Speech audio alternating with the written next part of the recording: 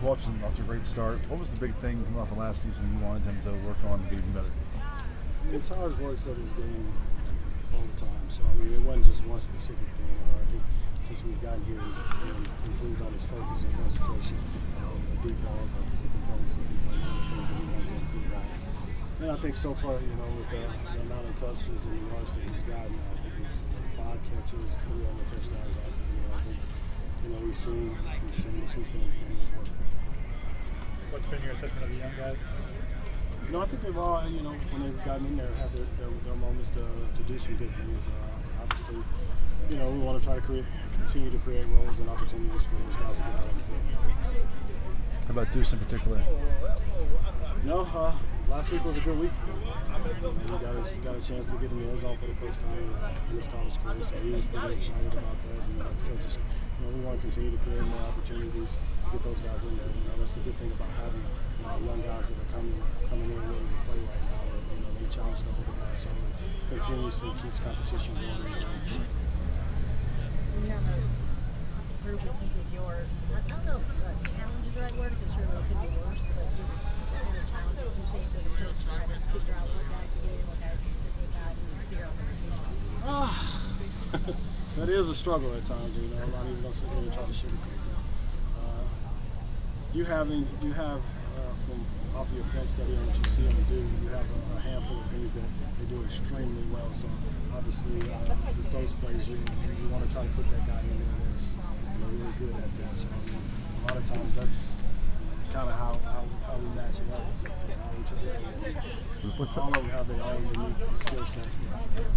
We try to put them in situations where they do this continuously well, and they have a lot of confidence in that particular assignment that you're going to do. With the room being as deep as it is it important to have maybe a priority or number one wide receiver? That depends on who you ask. I would like all of them to be, to think of themselves as the number one wide receivers.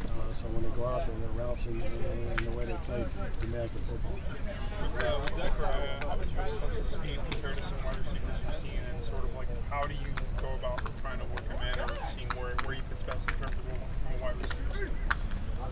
There's a handful of plays that we have Zach style going on, but obviously the speed thing is something he was uniquely genetically gifted and blessed with, and he utilizes that after he touches the ball. So there's a handful of plays that we try to work him in on, and then we allow him to showcase his talent. And that's one thing that we preach, with all of the receivers. Is catching the ball is your job. That's the reason why I'm here. What you do with it after the catch increases your opportunities to touch it. Is there a moment in terms where you kind of saw that speed or realized that in person, like when you look back to where you first got here or anything like that?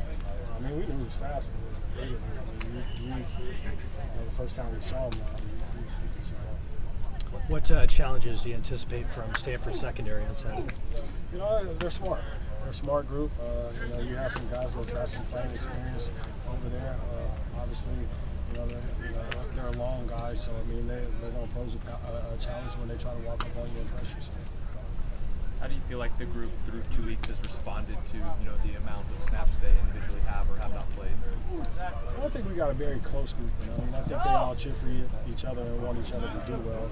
Now, if you ask them individually, of course, all of them came here and they want to play every down. But I think, understanding that, hey, the guy that's coming in behind me or the guy that's in front of me, is earned the right to play and is making plays when they're out there. I think all of them are okay with that.